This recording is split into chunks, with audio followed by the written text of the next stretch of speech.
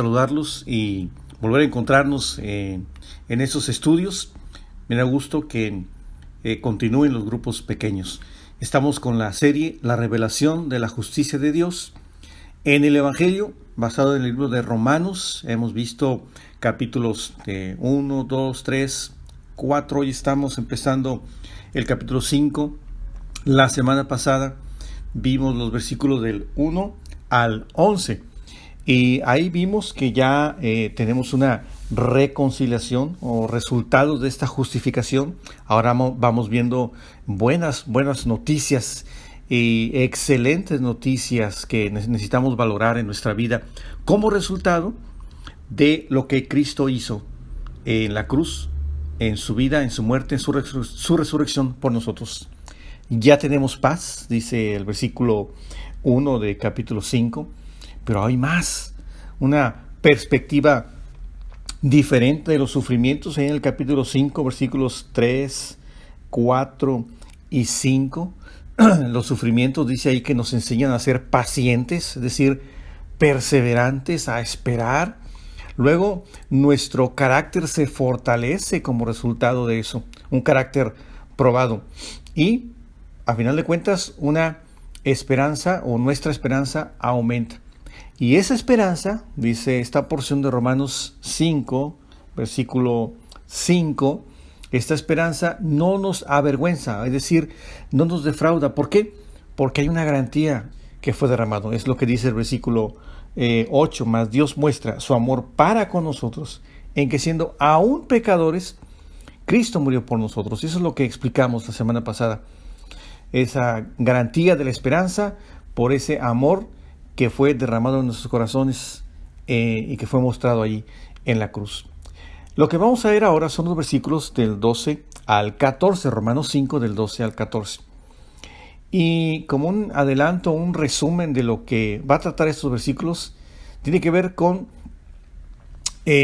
mostrar cómo la vida, la muerte, la influencia de un solo hombre, es decir, el Señor Jesucristo, por su vida, su muerte, su resurrección, por su sufrimiento, cómo la vida de un solo hombre puede proveer salvación a muchos.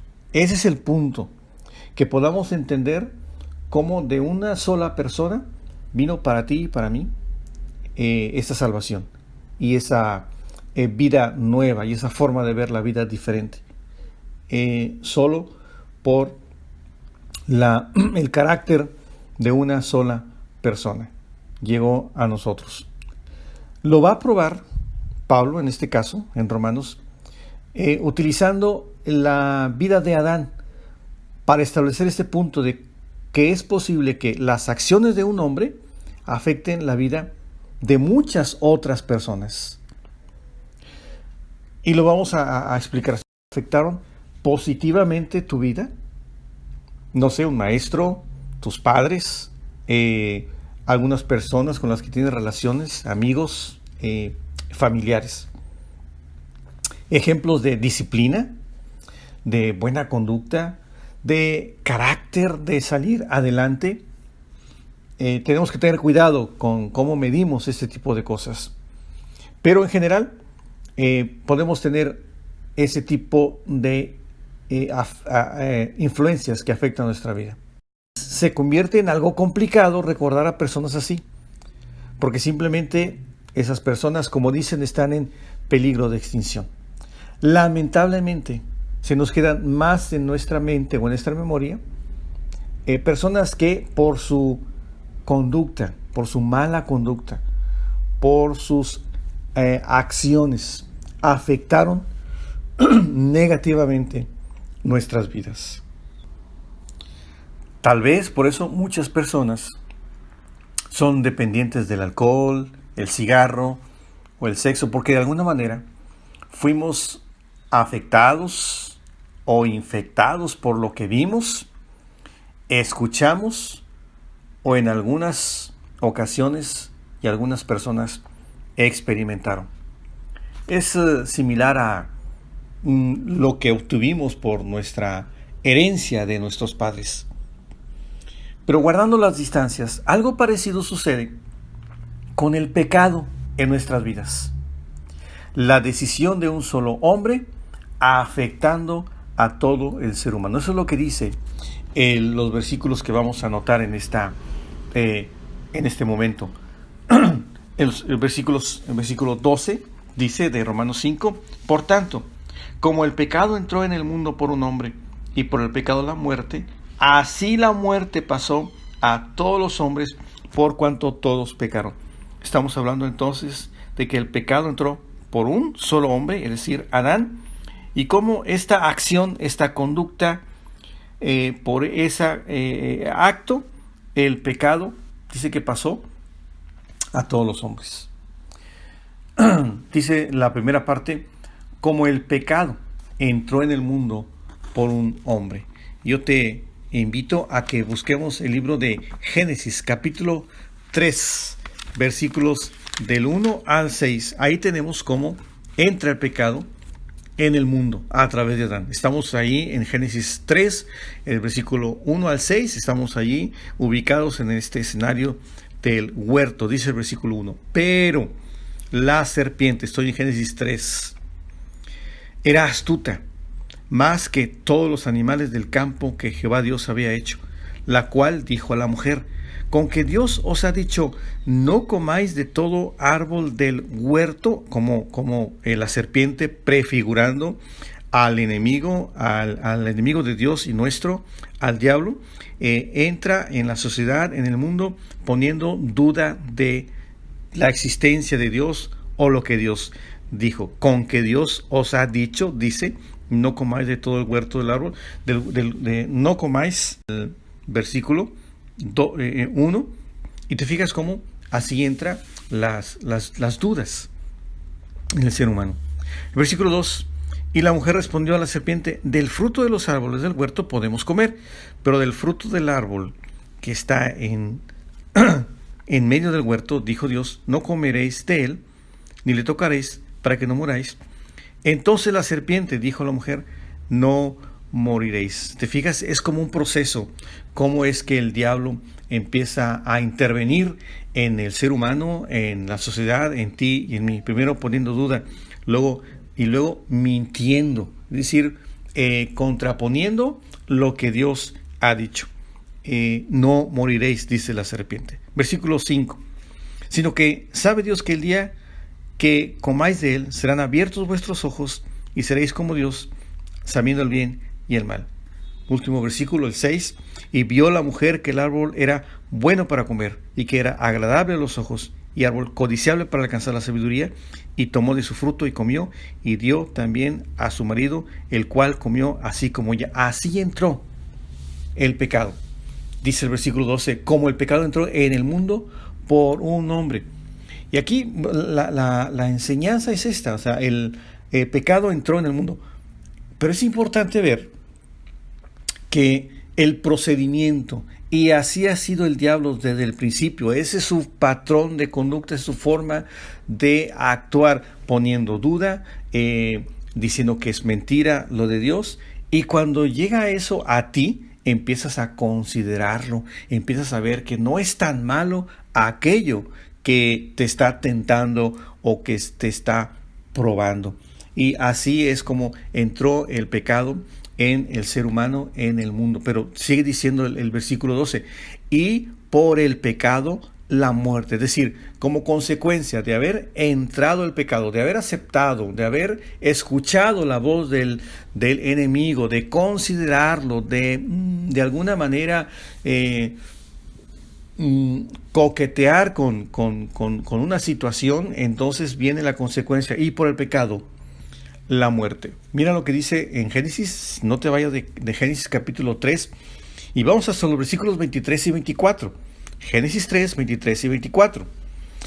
Y los sacó Jehová del huerto del Edén, es decir, estamos hablando de Adán y Eva, los sacó del huerto de Edén para que labrase la tierra de que fue tomado. Aquí una pausa. Cuando hablamos de muerte, estamos hablando aquí en primera instancia de la muerte, tiene que ver con una separación. Y es lo que ocurre en este versículo 23. Y lo sacó Dios del huerto del Edén.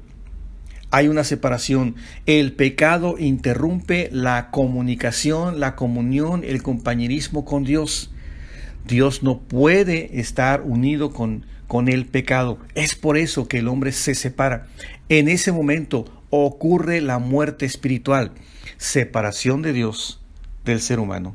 Versículo 24. Echó pues fuera al hombre y puso al oriente del huerto de Edén querubines, una jerarquía de ángeles, y una espada encendida que se revolvía por todos lados para guardar el camino del árbol de la vida, es decir, para que no regresara.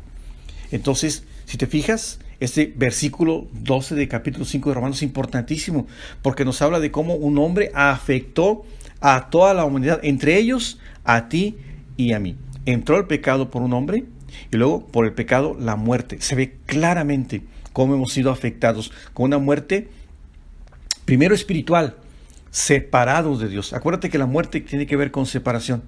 Y luego, también como consecuencia de esa muerte espiritual, viene la muerte física, es decir, la separación del alma de nuestro cuerpo. Seguimos con el versículo 12 de Romanos. Lo leo para entender el contexto. Como el pecado entró en el mundo por un hombre, y por el pecado la muerte, y dice al final, así la muerte pasó a todos los hombres.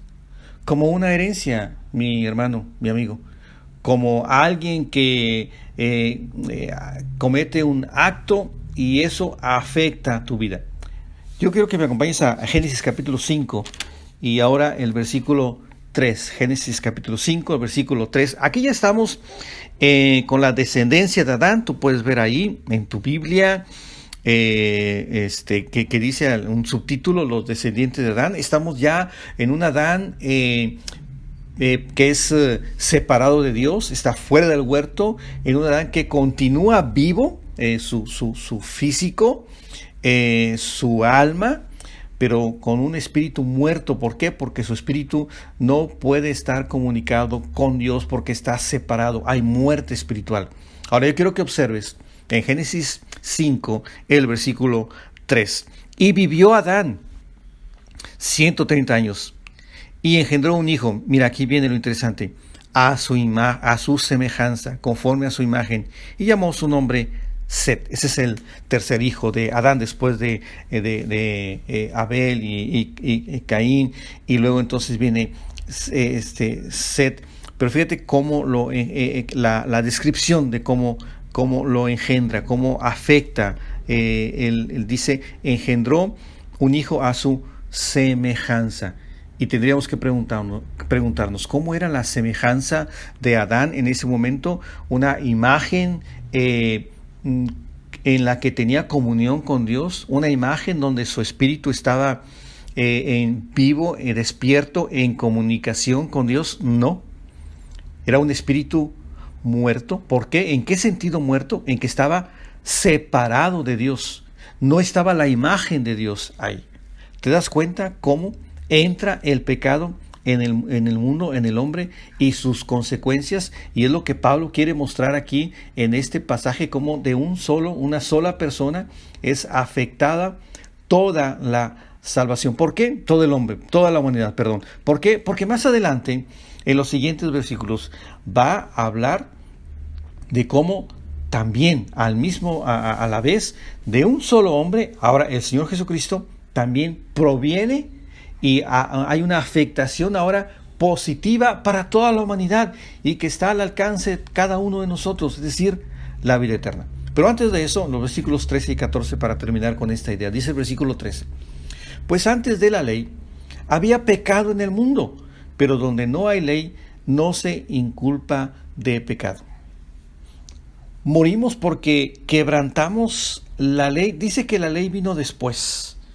Dice que aunque había pecado en el mundo, como no había ley, pues no se podría inculpar a alguien. Entonces, no morimos por quebrantar la ley así estrictamente. En un sentido sí, pero estrictamente morimos por las consecuencias del pecado. Morimos físicamente y morimos espiritualmente. La ley muestra, que vino después, la ley muestra el carácter de Dios y nos muestra que no estamos en línea con su carácter. Como ya hemos visto en los estudios anteriores de este libro, la ley se introdujo para mostrar nuestra maldad, y eso nos llevará o nos lleva a buscar a Dios, su perdón y su restauración. Versículo 14. No obstante, reinó la muerte desde Adán hasta Moisés, aun en los que no pecaron a la manera de la transgresión de Adán, el cual es figura del que había de venir. Lo que quiere mostrar es que como el pecado, su consecuencia es muerte. No por la ley, sino la ley vino después, pero directamente la muerte es una consecuencia directa del pecado. Por eso morimos físicamente, pero también por eso nacemos muertos espiritualmente por el acto inicial de Adán. La muerte, tanto física como espiritual, es el resultado de ese pecado de Adán, que ahora pasó como herencia a cada uno de nosotros. Y esto es fácil de ver. Cuando nacemos, no elegimos ser pecadores o ser santos.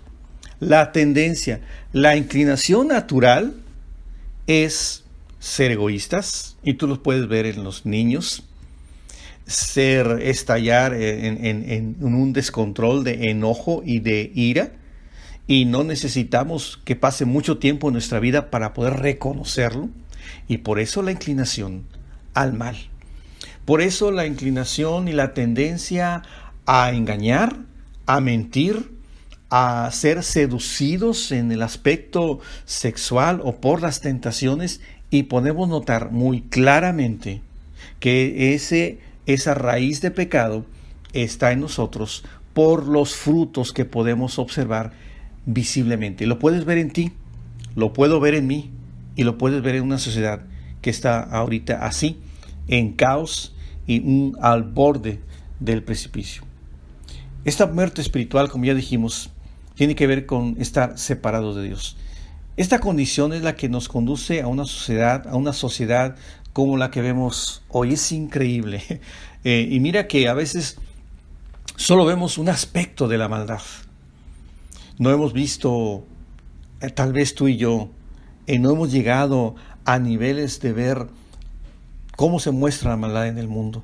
Tal vez ahora a través de redes sociales y a través de videos podamos ver tantas cosas así. No te lo recomiendo, pero simplemente puedes entender la maldad en el mundo, donde reina el egoísmo y formas de pensar contrarias a lo que Dios ha establecido.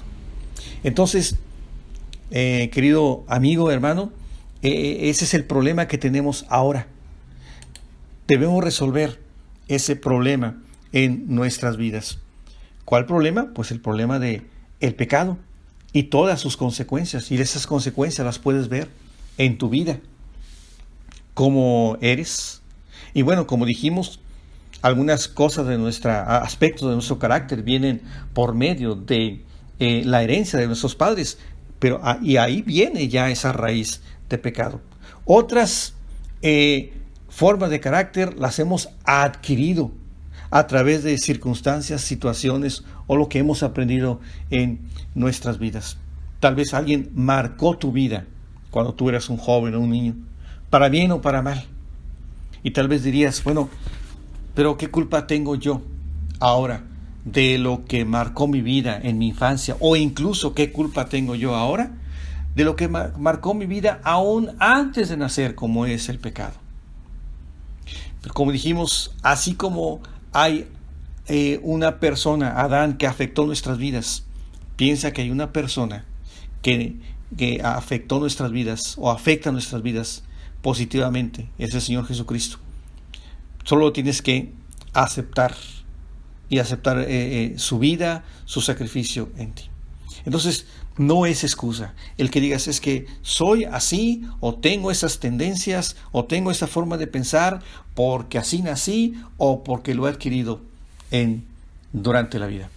Déjame decirte que hay una solución para hacer a un lado estas cosas que han afectado tu vida negativamente.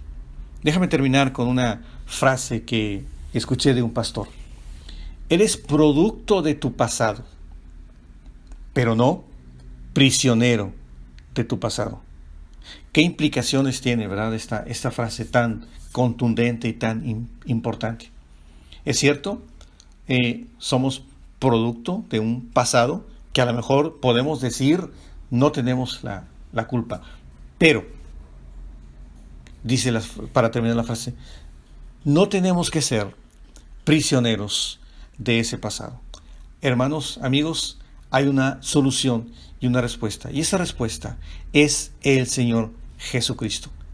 Ya lo estamos viendo. Buenas noticias de aquí para adelante. Empezamos con malas noticias en el libro de Romanos, pero ahora estamos viendo buenas noticias. Síguenos acompañando para ver esa solución. Pero te adelanto, puedes vencer tu pecado, puedes vencer tu forma de pensar, puedes vencer tus tendencias, tus patrones de conducta solamente a través del Señor Jesucristo. Él tiene el poder y las herramientas para librarte de ese pasado y no vivir prisionero. Y ahora quitarte esas cadenas y vivir de una manera plena y libre para la honra de Dios, para el bienestar tuyo y el de tu familia. Entonces, seguimos avanzando con este estudio. Que Dios te bendiga. Nos vemos en la próxima enseñanza del libro de Romanos. Hasta luego.